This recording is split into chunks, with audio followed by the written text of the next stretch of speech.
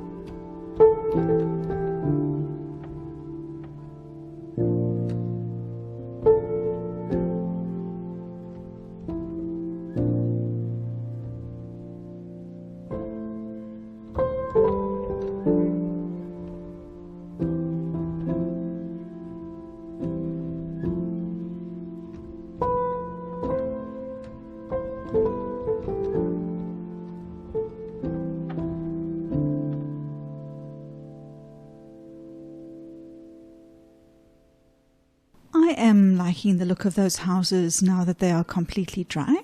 The next thing that I'm going to do is work on the sky. In this painting, I'm going to use straight cobalt blue as the sky. I'm not going to be adding white to any blue like I did in the previous painting, but I'm just going to work with the cobalt blue really watered down. I'll prepare some of the cobalt blue in my palette, and then I'll leave that blue on that smaller brush, and I'll pick up my bigger size 8 brush and put down water over the sky area first. I'll make sure to cut around all of the buildings and keep my waterline accurate to the edge of the skyline. And then once the water is down, I will then drop in the cobalt blue. I will put it in randomly initially, and then I will work on a more dark to light gradient from top to bottom in the sky.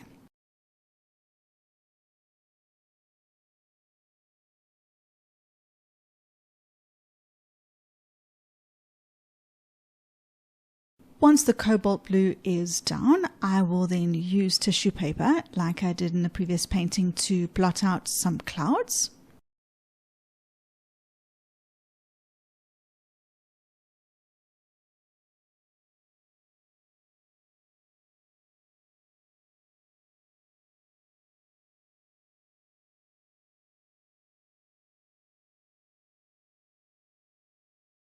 Once the clouds are complete, I will then work on all of the missing bits on the buildings, the windows, flowers, etc.